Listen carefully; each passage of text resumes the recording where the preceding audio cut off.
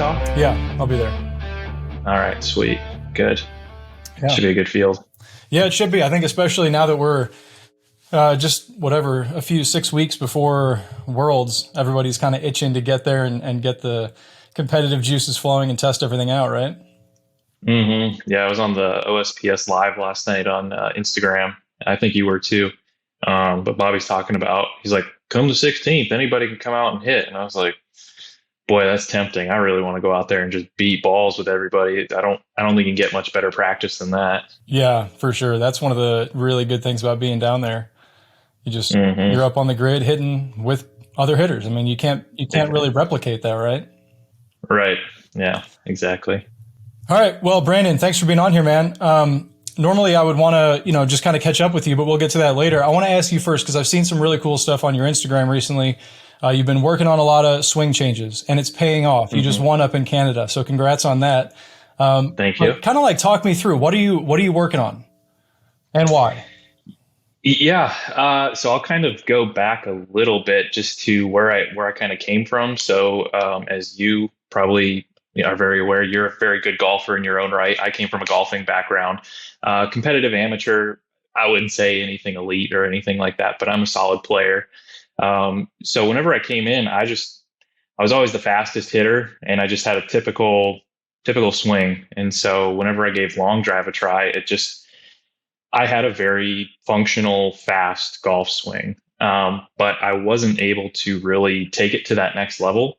So for instance, like when I first came in, I was probably like 143 to 145 in competition.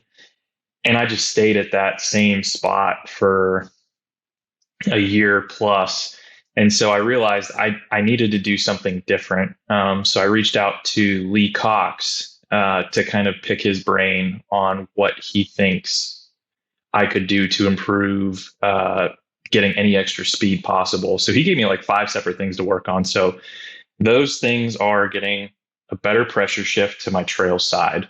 That's just kind of the initial sequence of my swing is getting that pressure to that trail side. I had a very narrow takeaway. So I'm trying to get that width, as much width as possible. Additionally, I'm trying to get that extension. So get tall in the backswing. I didn't raise up at all. Go ahead. I feel like you I just wanted to interrupt for a second and ask about the width and the takeaway, because that's something I've thought a lot about. I've talked with a bunch of people about it. And I'm wondering for you, is it that it helps you get to a better position in your backswing, or do you feel like that's really a fundamental move for more speed and for more power? Do you know that? I agree. I think it's a fundamental thing for more speed and more power. So kind of as an explanation, so like in my regular golf swing, I would try and keep everything connected for, consistency. So I can't generate as much leverage if I keep it closer to my body. So if I'm able to get that width, and if I can actually kind of create some separation, I can produce more height in my swing. I can produce a longer path. So those are 2 things that can really equal a ton of extra speed, which is what I was missing out on. So go ahead. Well, I just, because that point I think is really interesting, where you can find examples either way, right? Like you can look at people who have a really extended left arm at the top, like Kyle certainly has an extended left arm, but then also like Justin James, Joe Miller would kind of pop into your mind as people who have a bent left arm, but create a ton of speed. So I'm wondering, like, I guess who's the anomaly, or who, what's more normal? Certainly you're benefiting from more extension and a straighter arm in your case. Correct. So I think it's kind of twofold. So I think like a Joe Miller or Justin James, what they lack in that width, if you will, they make up for in length of backswing. So the club is still traveling a really long distance. So somebody like a Kyle who has that, he doesn't take it as far back, but he still has a ton of width. And that club is pretty far away from his body when he's doing his long drive swing. So I think there's 2 beneficial parts to both. It's just kind of what works with the individual player. So for me, that extension it didn't feel as tough or as crazy to switch to from my regular golf swing. Because having like some bent arms and things like that, that just as a golfer, that doesn't feel right. And so I've got to do what works for me and feels right. And so that extension is what felt right to me. Okay, makes sense, and it's working. It's paying off right now. Yeah, that's for sure. And then what was next? I interrupted you. So what was the next sequence of what you guys are working on? Yeah. So getting that extension, so it kind of plays into what we're trying to do with the club as well. So I'm trying to get as much potential force as possible. So I'm trying to get as tall. So get tall, and then just really load into that lead foot. And what that'll do is that'll push into the ground and basically create a jumping motion, which in turn creates a whipping effect into the ball. So it's just kind of adding in a couple of new elements. So the extension, the width, and the better pressure shift. And a lot of everything else has kind of fallen in naturally. Those were the main takeaways that Lee had for me. And it's taken about 8 to 10 months to really get it going. But yeah, there's a huge difference as well. And it also helps that I have my regular swing coach. His name is Taylor Crosby. He lives about 2 hours from me. And so he's been instrumental in this as well, kind of keeping an eye. I relayed the information that Lee gave to me, and he's able to, we did it one thing at a time. So this would be some advice for people who are making those swing changes. Excuse me for a second. I want to tell you real quick about my favorite training aid and a sponsor of the podcast, the Lag Shot. It's designed with what they call lag flex technology that'll help you to create and maintain more lag in your swing, which will give you better consistency and more speed, which we all want, right? But my favorite part is that you can go out and actually hit balls with it. It's a real club. They make a driver, a 7-iron, and a wedge. So you can incorporate it into your practice sessions to ingrain the better technique that it's teaching you. Once you try it, you'll see why I love it. Go to lagshotgolf.com/crush or click the link in the description below to get 15% off. lagshotgolf.com/crush. Lee gave me, 4 or 5 things to work on. And of course, I want to jump in on all of them all at once.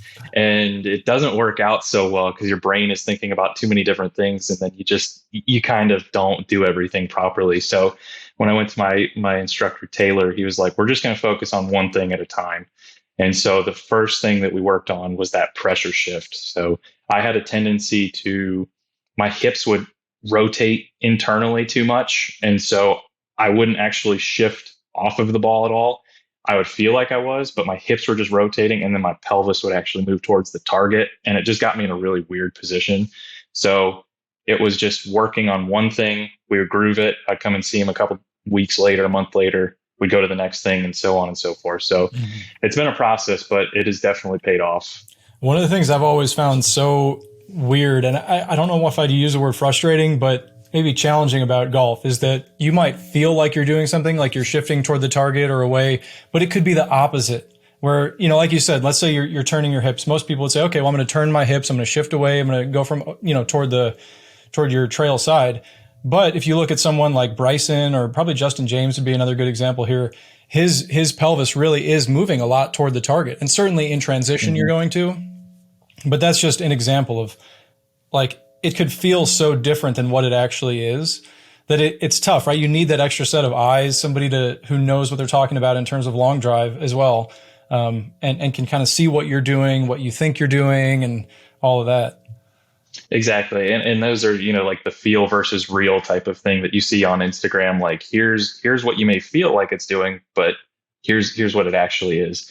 And I think too, I wouldn't even say filming your swing.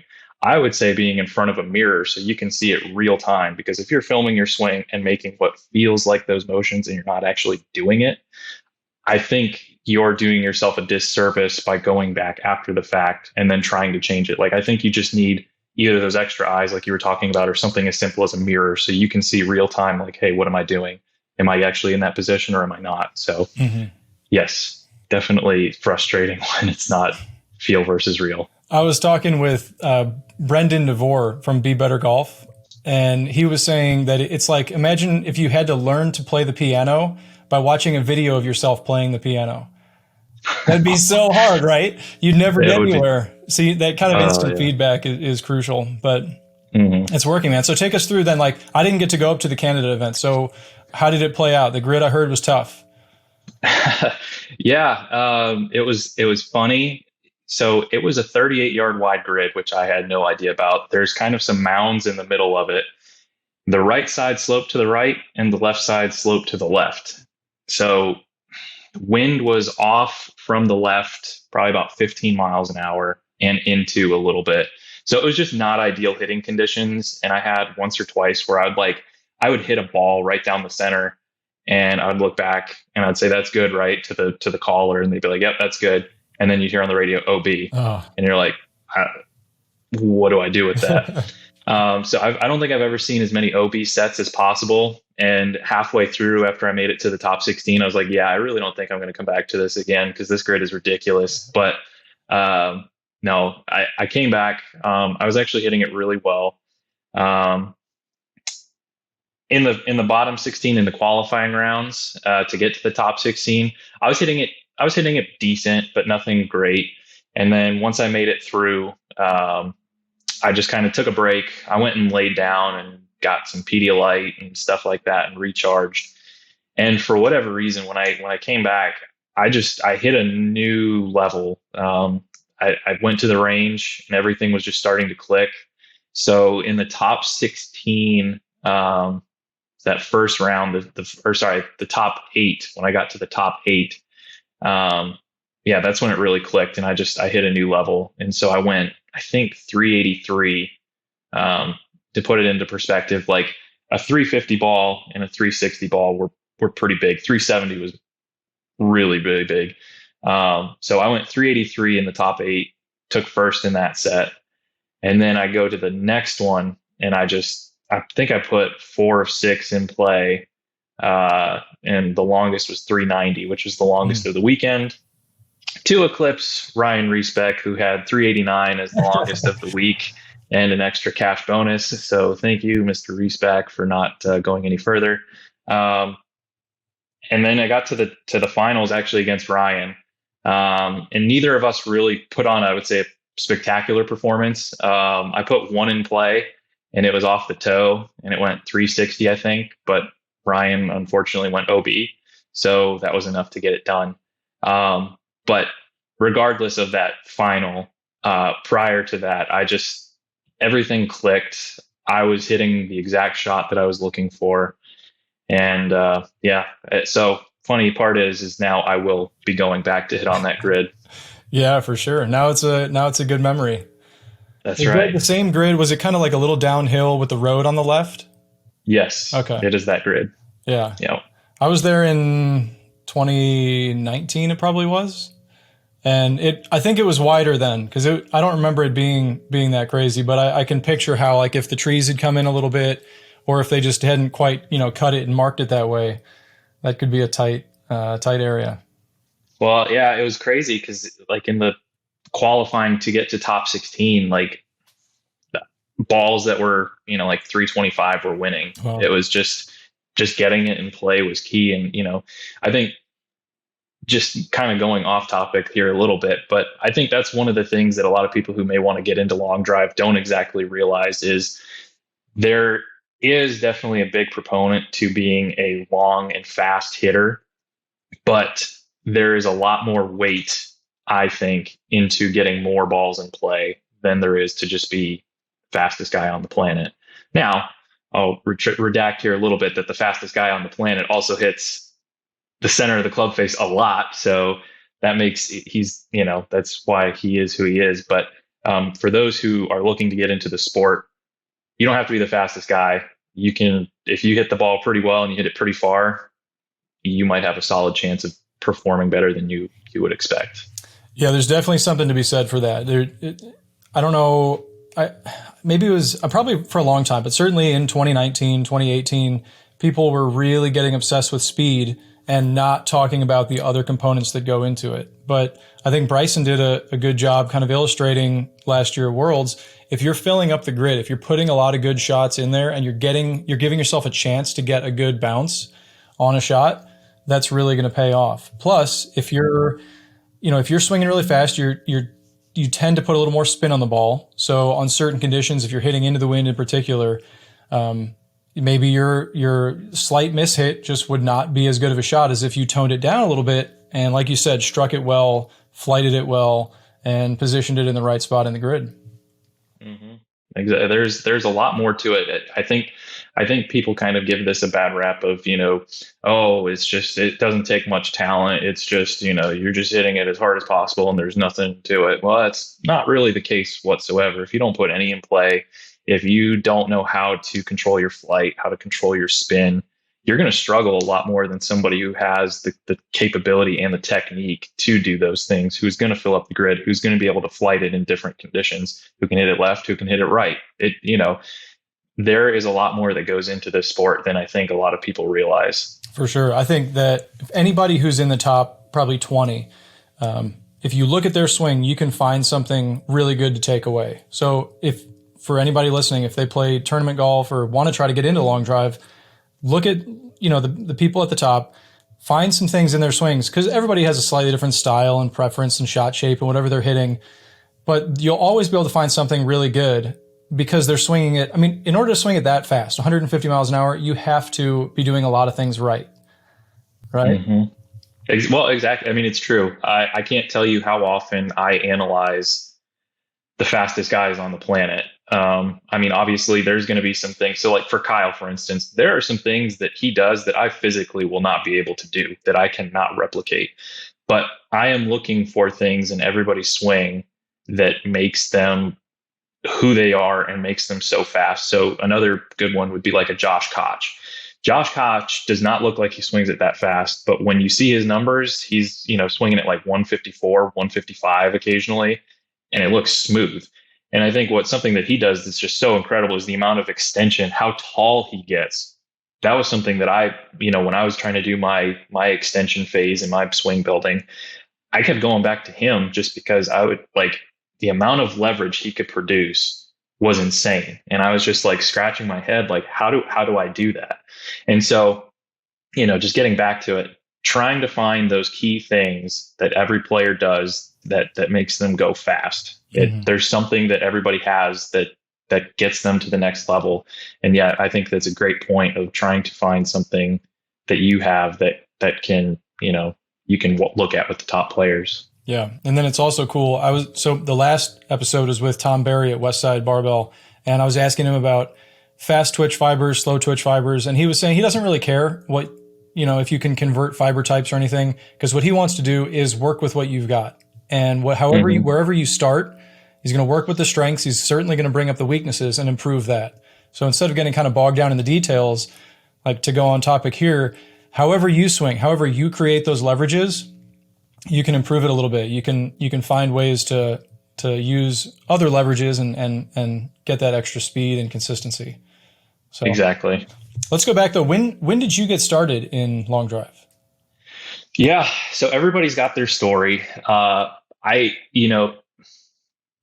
whenever World Long Drive was still a thing, I'm going to go backtrack here a little bit more. So prior to anything long drive, I served 6 years active duty in the Air Force.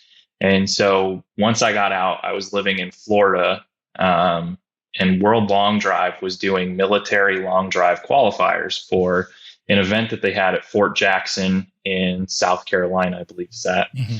And so they had a military qualifier down at MacDill Air Force Base, which was about an hour and 20 minutes from my house. And again, kind of going back, I was always the longest hitter and whenever I played competition golf. And I was like, you know what, that could be fun, because if you won the qualifier, you got an all expenses paid trip to the event and you'd be competing for 10 grand. So I thought that was a great opportunity. So I said, well, I'll give it a shot. So I showed up. I actually had the time wrong. So I showed up with about 30 minutes left before the thing ended. Didn't really hit any balls or anything to get warmed up. So I step up. I bought two sets. And so it was 8 balls each. So 16 total. And, the first set, I'm trying to put the tee in with the hand shaking and everything. And between the two of those, it was a really hard, firm fairway that we were hitting on. between the 18 balls that I hit, I put two in play, one in each set, and they were terrible. Like when I say I almost whiffed them, I almost whiffed them. But I ended up coming in third, and I was at 333 and 338, I think, and 352 is what I think won it. And I was like, man, if I just hit one square, like I feel like I could have carried it what they ended at. Anyway, so then COVID hit, and then obviously World Long Drive pulled out. But regardless, I have a family friend who used to be one of the key sponsors, I think when Remax was in charge of it. And he had a connection with, like a mutual friend with Eddie Fernandez, Fast Eddie. And he lived 15 minutes from me. So, reached out and he was like, yeah, come on out and hit. Let's see what you got. So I went out and met up with him. And he's like, all right, just get warmed up and we'll see what you got. So once I said I got my driver, I'm ready to go, he put me on his, I think it was a flight scope is what he had. And so I hit a couple just to get warmed up. And it was like 129, 130 club head speed. And he's like, are you going all out? And I was like, no. So then I went to 134 and then like 136. And he's like, that's pretty good. Why don't you just like try and, really load up on it and give it a big full turn and everything. And I think I got it up to 141. And he was like, I don't know if that was a misread or if you actually got that, but I started hovering around 139, 140 on there. And he was like, you know what? I'm not kidding. Like, if you really want to give this a go, you should. I think you would be capable of being like a top 20, top 15 player if you really went after it. And I'd always wanted to be a pro golfer in some sort of way. And I just found an outlet in this, and it's worked out. So after that, I did 2 amateur long drive events, won both of those, went to the OSPS. And then after that, that's where I am today. Mm. Well, Eddie is a good guy to get started with. He certainly knows the golf swing and speed, and seems like he just gets faster the older he gets. So I don't get it. I don't know how somebody like him and Jeff Gavin are still able to produce 150 plus club head speed at 50 plus. I mean, it's dumb. It's truly dumb. Well, that's cool. So what kind of like tournaments and stuff did you play? How'd you get started there? Like tournament golf, not long drive. So going back. Sure. Yeah. So I started playing when I was 6. I played in some junior tournaments. I think my first one was like when I was 11 or 12, and I was stoked because I came in second to last at 113 through 18. So I didn't come in last, so I was good. Yeah. But then after that, I don't know. That was what I got into. Some people will get into other sports, and that was just the one that I got into. So played high school golf. I was actually a really good high school golfer. Got to the point where I was getting like college offers and stuff like that. Wow. And it was one of those things where I always knew I wanted to be in the golf industry, but I ideally wanted to play, but overall I just wanted to be in the golf industry. So I ended up going to Florida Gulf Coast University to do a PGM program, which is professional golf management, basically just getting a degree in anything and everything golf related, golf industry, with the hopes of just walking onto the team when I got down there. And so when I did go down there, they didn't offer any walk-ons or anything like that. And so by that point, I'd kind of, thrown away all my other scholarship opportunities. So I just kind of was going around and then just playing regular amateur tournaments and stuff like that. So I never got to like, I would say elite level, like US amateur or anything like that. Did plenty of qualifiers, never qualified, but played in plenty of state AMs, city AMs, things like that. They have a FGCU. They have a pretty solid team, right? Yeah, they've gotten a lot better now. When I was there, they were good, but they weren't, they were good D1, but nothing crazy. But yeah, they're actually a really solid team. Where did you play when you were living there? Boy, there was a course right outside. That's actually like a small mecca for golf. They've got so many good golf courses down there. It started with an M. I don't know. The reason I asked is because I lived right in that area. I lived in North Naples for I don't know, a couple of years, something like that. And so I was working at Bonita Bay, and I would play, I don't know, like, I guess I'm blanking on the names too, but there's a lot of good golf down there. I played a lot at Bonita Bay for sure, and they've got some nice tracks. Yeah, there. I know. I remember one of them was like Fiddlesticks Country Club. Yep. I think that one was solid. I can't remember. There was one like right outside of the school. It was a really really like nice golf course, was private, that we would get privileges on. But yeah, I just don't remember, man. I'm getting too old. So did you have to do your PAT and all that? So I was gonna do it. So I only went to the PGM program for a semester Okay. before I was like, you know what, this isn't gonna be for me. So I was gonna do the PAT, but I never actually did it. So Hmm. went to community college after that, wasted away plenty of money and time, and then that's when I realized I was like, I need to do something with my life, and that's when I ended up going into the Air Force. Awesome. 6 years. Now, Yeah. are you still like reserve, or how does that work? No, so I signed a 6 year contract initially when I went and met with a recruiter. So you could do a 4 year or a 6 year contract. And at that time, they were kind of being a little picky, I think, with their selection. So they were like, well, you can either do 4 years or you can do six. But it would benefit you if you selected 6 years, because that would show you're willing to give more time to, and you're invested basically. Yeah. So I was like, well, all right, I'll do it. So I signed up for 6 years. I was actually a meteorologist while I was in there. Wow. So yeah. Didn't actually do meteorology though. I just basically sat in the middle of Nebraska looking at volcanoes around the globe. Wow. So mhm, That's pretty cool. you would.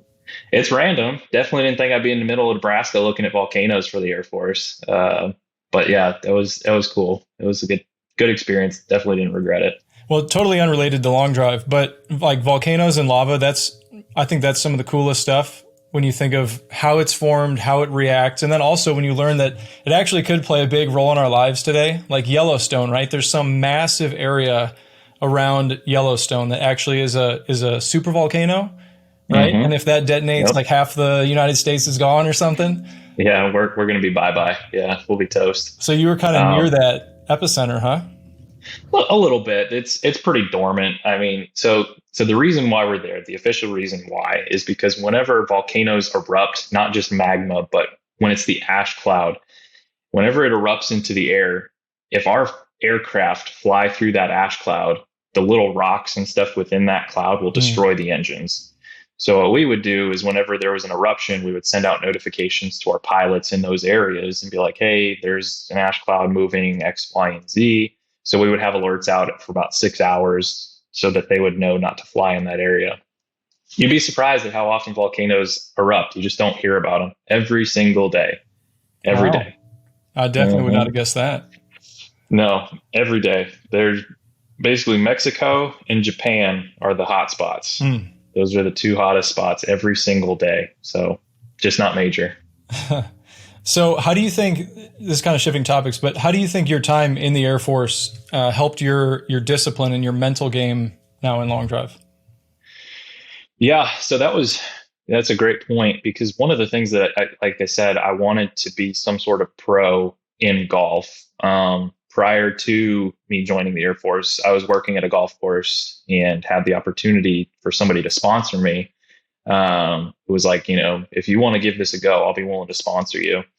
And so I met up with a guy named Mike Bender, so Zach Johnson's Yeah, golf yeah. coach, and basically did an assessment, where I was like, where do I stand? How long is it going to take? Type of thing.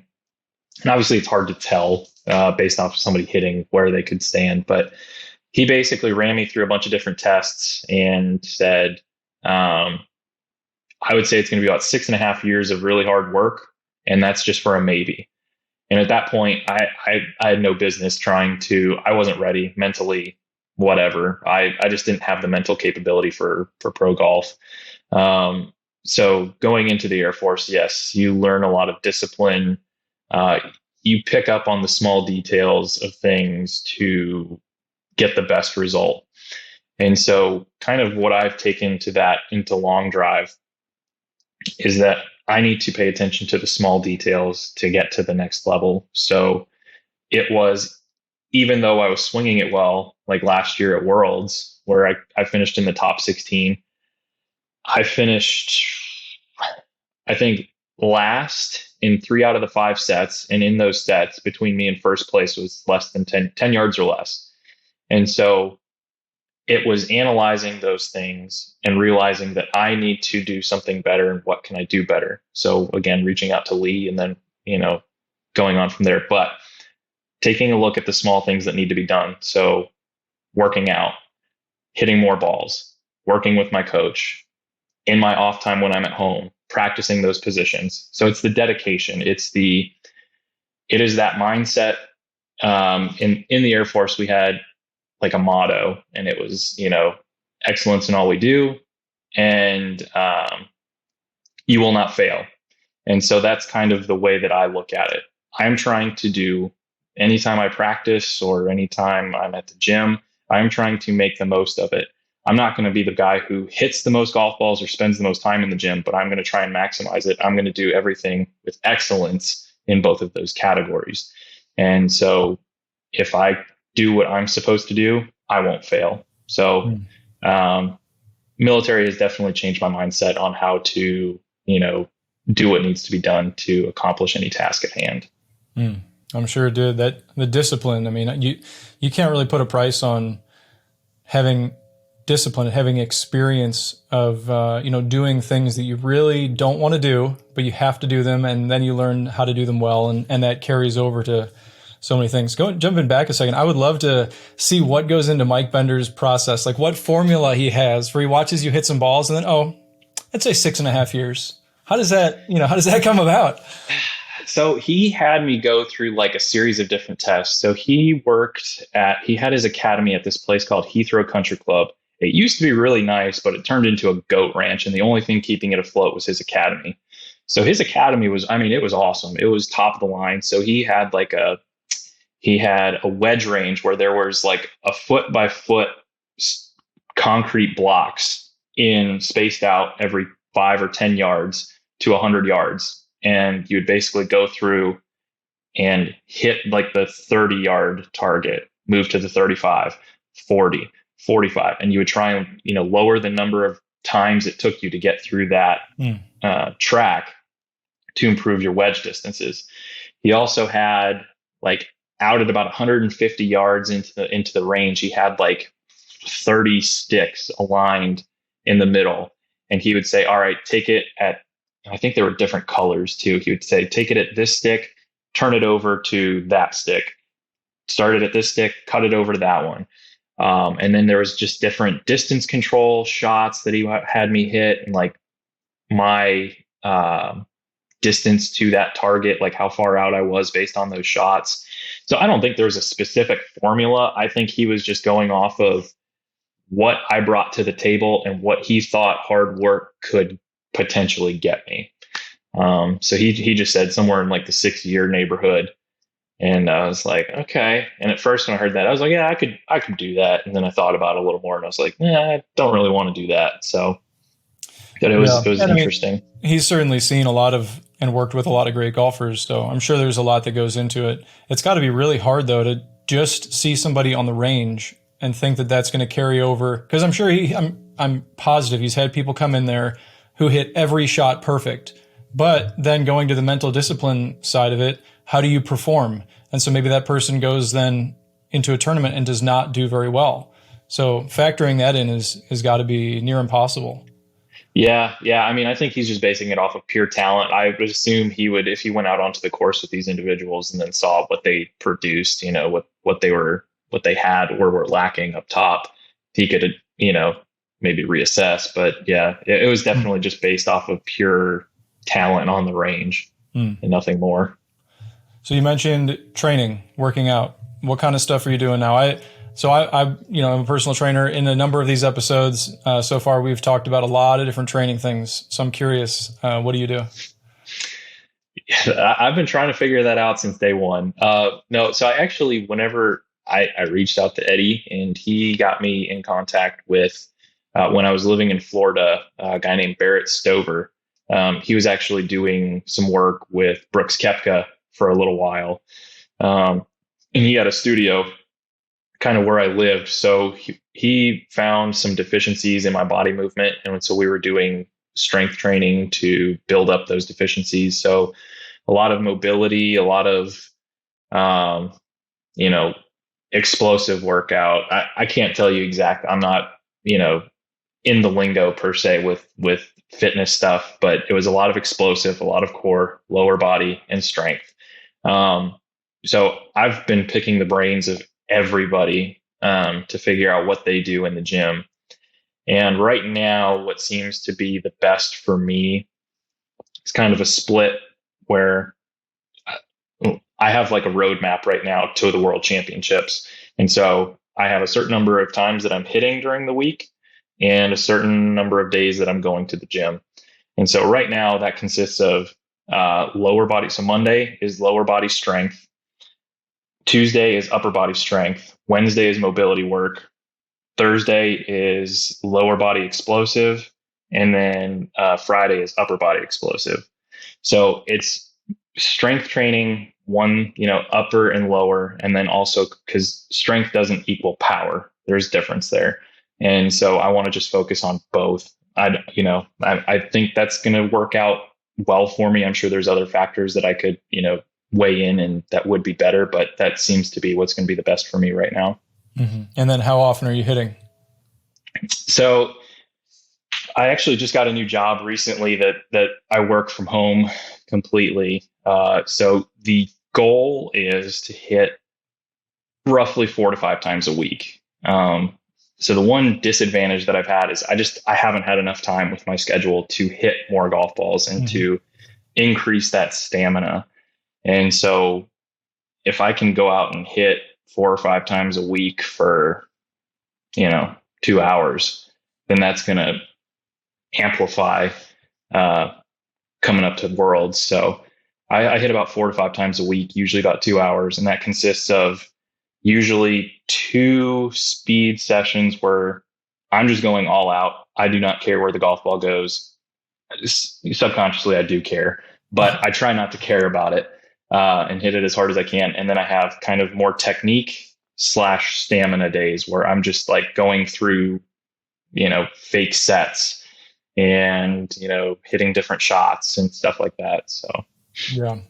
I feel like for me, the stamina, it is different, at Worlds and stuff like that. Because usually when you go out to practice, you go and you warm up and you're hitting and you're pushing speed or working on technique or whatever, but it's fairly sustained.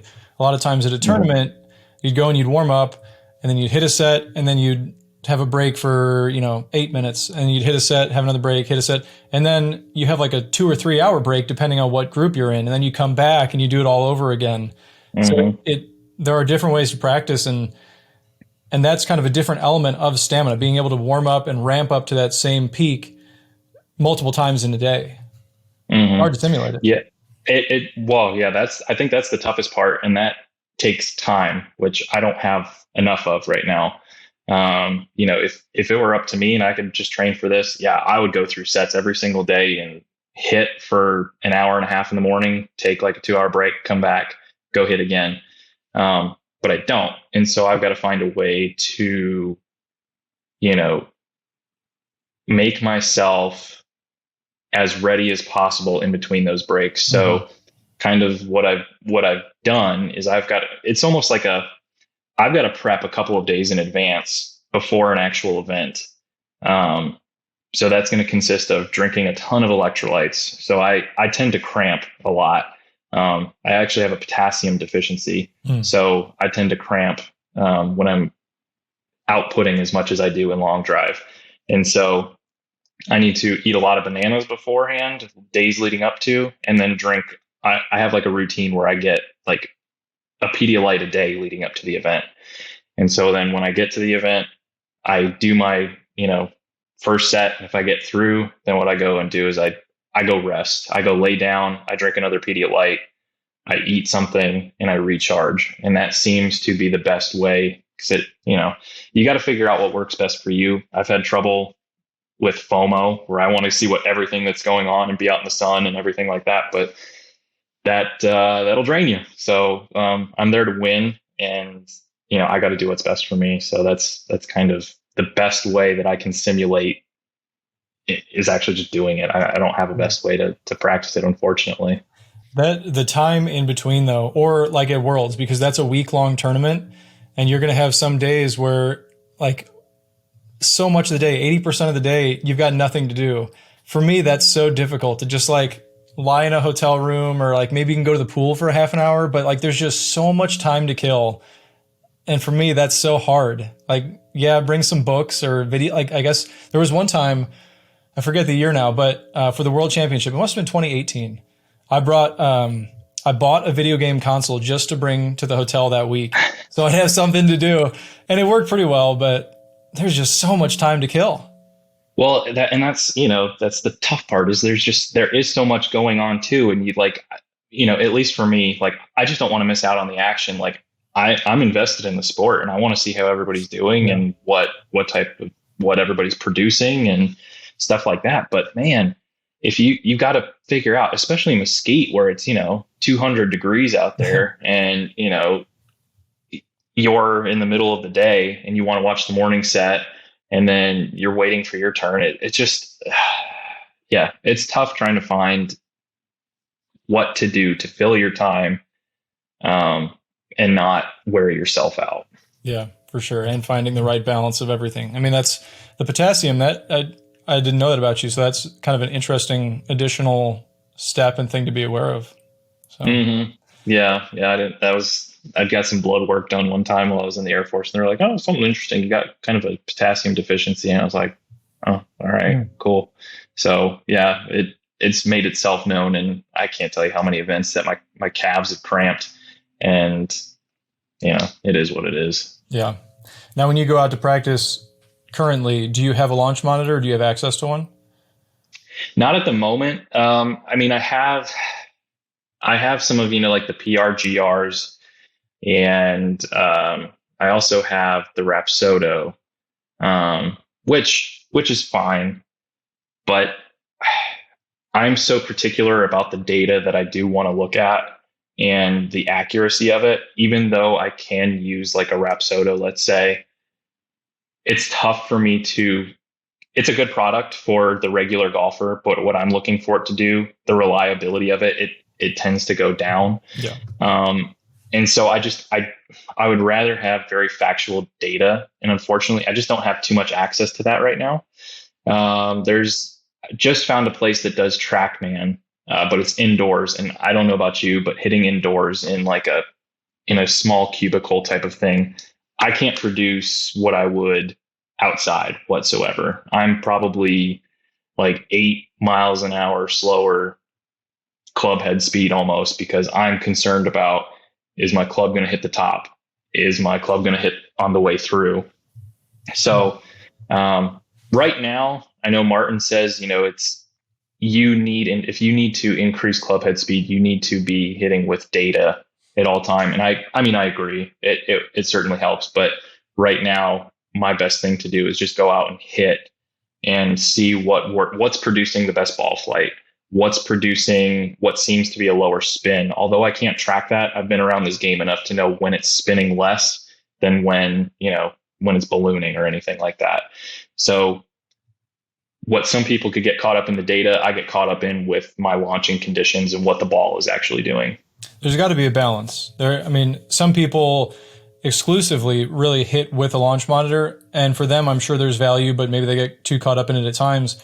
But there are also a ton of examples of people who really have never had access to that. Like David Mobley, I was talking with him, and he would say that actually it could be a detriment if you're so focused on like, oh, my angle of attack or whatever, my club head speed, whatever number you're looking at has to be this certain thing, and you're chasing that and you're chasing it, and then your mechanics break down or your ball flight isn't good, and it can be a negative feedback loop instead. So I kind of like that intermittent approach. So I just started using the Mevo Plus, and it's really helpful. Mm-hmm. But I also had a long time where I wasn't using any measuring system, and I think that period of time was beneficial. Now that I am measuring the data, and I kind of go back and forth.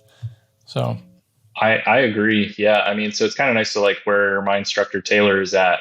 He's got TrackMan and GC Quad and stuff like that. So it's nice to kind of do what I'm doing in my own time And then, once a month or once every other month when I go and see him, comparing where I was last time to the things that we've been working on.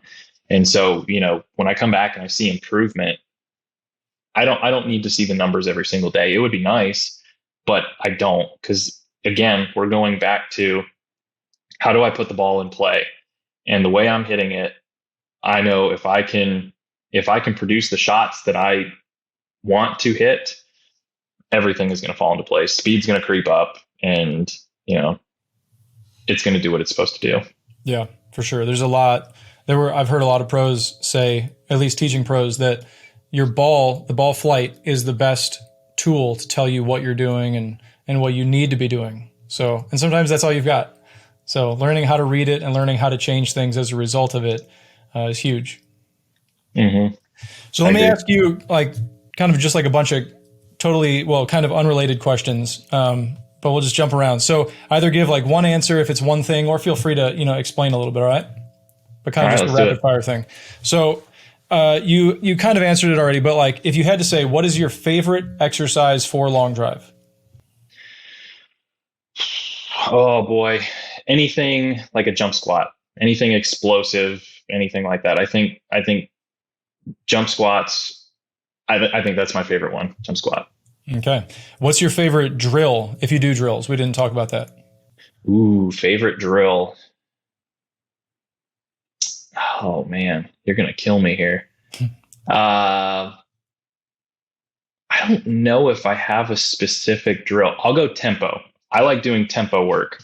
So what some people would say, again, I'll reference Martin.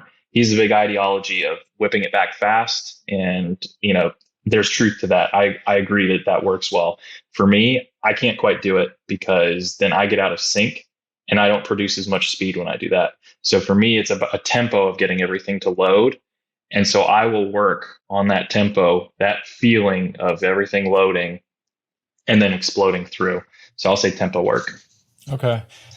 I've tried both ways, and to be honest, I don't really know. I think there's a balance, but it also depends on the individual. In 2016 or 17, one of the first years I was at a qualifier, my like mental thought for the tournament was, the old, like, slow is smooth, smooth is fast. Mm-hmm. Just like repeating that in my head, like, at least for the takeaway. And it worked pretty well. I did all right, but, yeah, there's different ways to do it. And sometimes faster feels better and works better. So I don't know. All right. Next question. In competition, what's your go-to shot? High draw every single time. Are you aiming in the back right corner, or are you aiming in the middle and hitting a push draw? Or how do you do that? No, I usually aim along the right line of the grid. So I'll pick something right in front of my ball that is right along that right line. And then I will hug that line and then drop back into the center. Is usually the hope. And I mean, it depends on the grid too. So let's say if the right side is faster, I'll aim a little bit further out, or I'll aim a little closer to center if the left side is hot. So it's all just kind of dependent too. Yeah, it's a good looking shot shape. Oh, I love it. What kind of advice would you give for somebody starting long drive? You just got to jump right in. It's go into the amateur division first, see where you're sitting. Again, going back, you don't have to be the fastest guy or whatever. If you can hit a decent ball, go ahead and give it a go. It's just so much fun. Just jump right in, get an event or two under your belt and see what it's all about. It's a blast. It is a lot of fun. Everybody I talk to, when they first try it out, they're like, oh yeah, that is actually a lot of fun. It's very different than tournament golf. It's way different. And, I think a lot of people just probably don't get it. They maybe just don't completely understand the sport itself. But once you dive into it and you compete and you meet all of the people there and, the camaraderie and everything like that, just the entire thing, the entire sport itself is just so much fun. And I think a lot of people are going to realize that soon. Mm-hmm. I agree. Do you have a routine that you follow for each shot or for each set? Yeah. So I will always kind of going back to, picking out that target. I'll always find something that's right in front of my ball that I want to hit up or that I align with. So I'll always step back. I will see that line and then I'll imagine the shot. And so I've got to commit to that shot. And, So I'll slowly walk up and picture it, set up, and go. So it's always trying to do the same thing. Repetition is good. Mm-hmm. It is. Next question is, what is your like motivation? Why do you want to hit the ball further? Why do you like competing in long drive? What's your why behind all of it? So kind of, I was a good golfer. This just backtracking again, as we have been doing. I was a good golfer, but I get multiple chances in long drive. And so that puts a lot of mental pressure off of me that I don't live or die off of one shot. Um, and I don't want to sound like cocky or anything, but I've gotten really good at this sport, you know? And so I now want to be the best. I just want to dominate. And so it's always finding something to improve on, always trying to chase the next number, always just like I always want to improve myself in some sort of way. And this is just a great outlet for that, where I can push myself to my limits. I can always chase another number. I can chase somebody down and just trying to completely dominate this sport. So I have fun doing that. It's a good answer. I think probably a lot of us feel very similarly to that. We're really, so obviously people have different personalities, different ways of looking at it, but the top people in a lot of sports generally are fairly similar. We have a lot of the same, tendencies, motivations, different things like that. So it's interesting to hear that. For All right, sure. last kind of quick question. What is your favorite moment of your long drive career? Um, I will say, and it's going to be crazy because it's not any of my wins. I'm going to say the top 16 at Worlds last year. Just because there was nothing like it for me anyway. There's 1,000 people in the stands going nuts, and everybody performed. Everybody performed. Everybody put on a show, and it was fantastic. So in the top 16, I came in 15th, and I had a blast. It was just, I hit good balls. Everybody in my sets hit good balls, and you can't really ask for much more than that.